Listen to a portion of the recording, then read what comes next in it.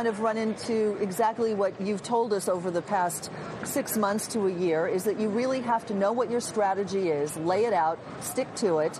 But there's that adage in the commodities markets that only pigs get slaughtered. Well, so. and there's that whole, right, there are bulls, there are bears, and there are pigs, right? So the ones that can't actually pull the trigger when it's time. In fact, what Carl Icahn did yesterday is classic, right? Because he rode it all the way up, and then he decided, I'm going to sell half the position. Yeah. So I still own it, so if it goes up, I'm still participating. And if it goes down, that was the greatest sale I ever made. And notice he didn't criticize Netflix at all. Said it was a great company. Absolutely not. Why should trade? One of the hardest things in life is to find a coherent exit strategy, not just from stocks, but from things in general, a job or anything. Right. And you have to have discipline. The guy you work for, Bill O'Neill, the founder of Investors Business Daily, had an ironclad rule for years. If a stock drops 8% from where you bought it, sell it. And I don't care if your mother works for the company, you know what's going on, sell the stock. And if it goes up more than 23, 25%, consider selling it or taking some profit. Just like what happened with Carl. There you go. So you maintain a core position if that happens, and you take some off the table. You can never be criticized for taking a profit. But guys, remember, one of the things is there's no foolproof strategy, right? I mean, people have been seeking that holy grail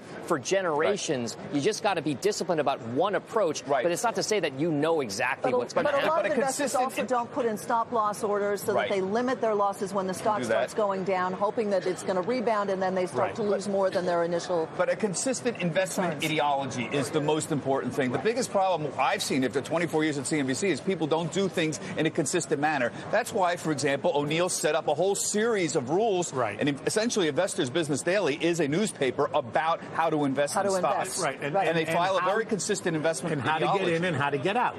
Exactly right. Right. Well, let's bring in right now and pose that same question on when to sell to our special guest, Tom Bradley. He's president of the online brokerage TD Ameritrade. Nice to have you with us, Tom. Nice to be here, sir. And congratulations, you're building a new branch right around the corner here from the NYSE. We opened it a few months ago.